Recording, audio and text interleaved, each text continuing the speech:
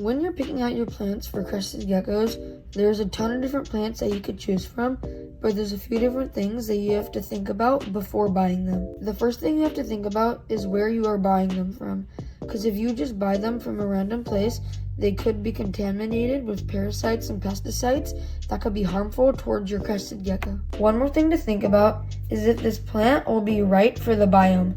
Crested geckos live in a tropical area, so the plant will have to be able to thrive in high humidity levels. The last thing to think about is what will happen to the plant in the enclosure.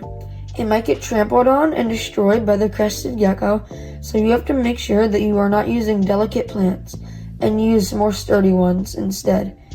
They also love to fit their whole body on one leaf and sleep there throughout most of the day. So you can also keep that in mind when picking out your plants to make sure that they have big leaves. Which brings me to my first option, aglaonemias.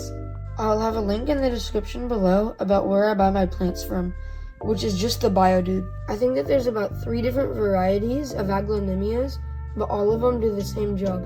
They're not very expensive. You can buy them for about $10 to $20 on average.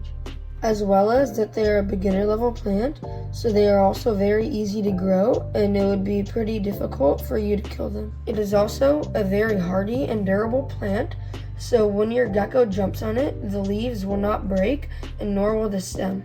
The second plant on the list is Sansevieras, otherwise known as snake plants. Now these guys are technically succulents, so whenever I water the cage, I make sure not to water that side as much, as overwatering can be deadly to them. Snake plants are pretty cheap for the most part. You can find them for about $10 to $20 most places, and they're a beginner level plant as well. They can tolerate most mistakes except for overwatering like I mentioned before, but they are also very drought resistant. One of the reasons why snake plants are so good for crested geckos is because they love to sleep on them so much because they can fit their whole body on a singular leaf. This is a picture of one of my crested geckos at daytime. Now for the third plant on the list, Neorgilio bromeliads. Now this plant is a succulent and is an epiphyte.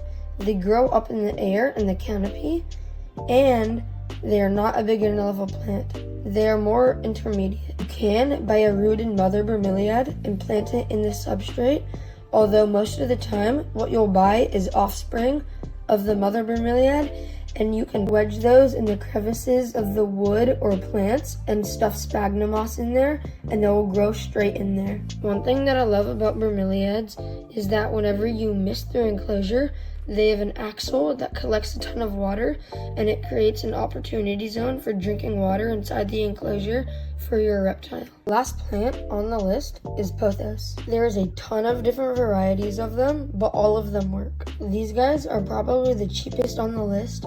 You can buy them from about $5 all the way up to about $30. If you don't already know, pothos is like a vine, and underneath the right care requirements, it can grow pretty fast. One thing that I love about it is that once it all grows in, for the most part, it is very viney and it creates great foliage and hiding opportunities for the crested gecko. Since we just talked about bromeliads and pothos, if you want to see how to plant them in sphagnum moss, I just had a really big build video for Madagascar giant day geckos and Amazon milk frogs where I used both of those plants. If that's something you want to watch, I'll have a link in the description below.